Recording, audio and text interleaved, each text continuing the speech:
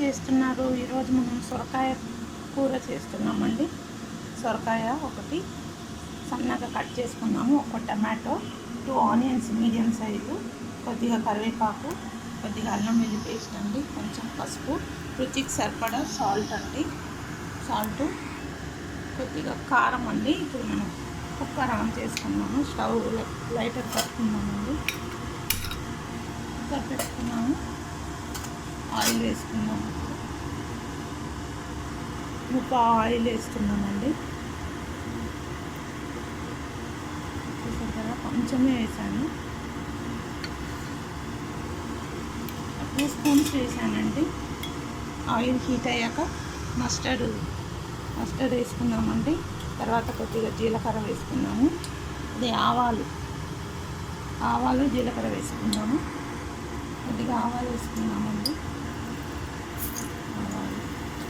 జీలకర్ర వేసుకున్నాము. అవి చిట్టుపట్టలాడాక ఆనియన్స్ వేసుకున్నాము, ఆనియన్ వేసుకుంటున్నామండి.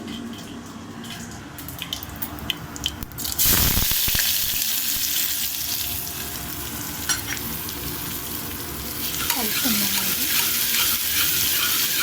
కొంచెం లైట్ గోల్డ్ కలర్ వచ్చాక మనం పసుపు అల్లం వెల్లుల్లి పేస్ట్ వేసుకున్నాము,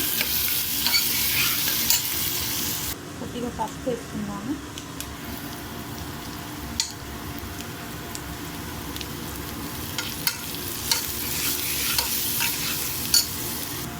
కొద్దిగా అల్లం వెల్లుల్లి పేస్ట్ వేసుకుంటాము, అల్లం వెల్లుల్లి పేస్ట్ అండి.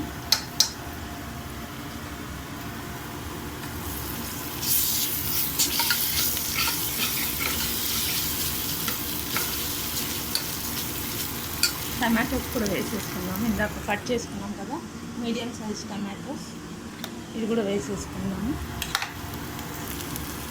3 టమాటోస్ కూడా వేసేసుకున్నాము.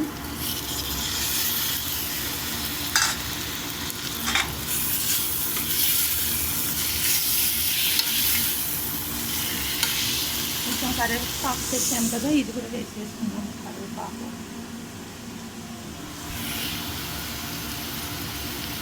ఒక 2 మినిట్స్ తర్వాత మనం ఆ సొరకాయ కూడా వేసేసుకున్నామండి.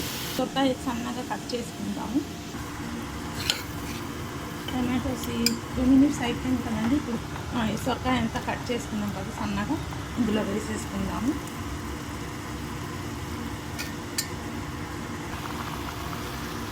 అంతా వేసేసుకున్నామండి. సొరకాయ ఒకసారి కలిపేసుకొని మనం ఉప్పు కారం వేసేసుకొని మూత పెట్టేసుకున్నాము.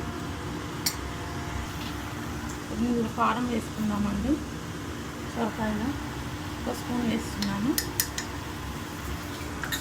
రుచికి సరిపడా సాల్ట్ వేసుకుందాము, మూత పెట్టేసుకుందాము. కొద్దిగా కలిపేసి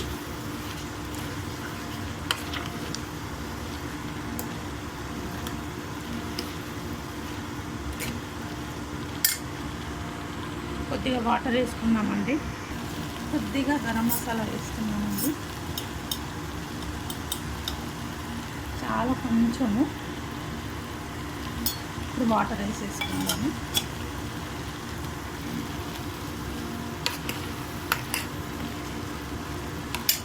కొంచెం వాటర్ వేసుకుందాం.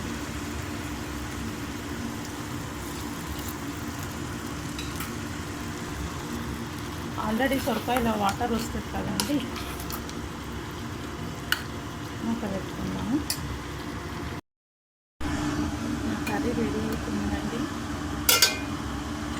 స్టవ్ సింపుల్ పెట్టాను కదా, స్టవ్ ఆఫ్ చేసేద్దాము. Stove off చేసేద్దామండి.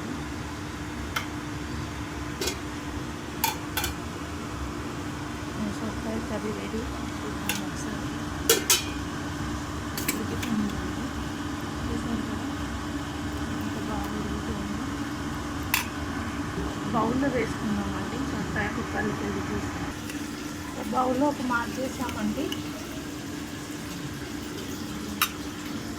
మీరు కూడా చూసి ఇలానే చేయండి. ఇలా చాలా చాలా చేసి తిని ఎలా ఉందో కామెంట్స్లో చెప్పండి. వెరైటీ డిషెస్ చేసి తిని ఎలా ఉందో చెప్పండి. Thank you.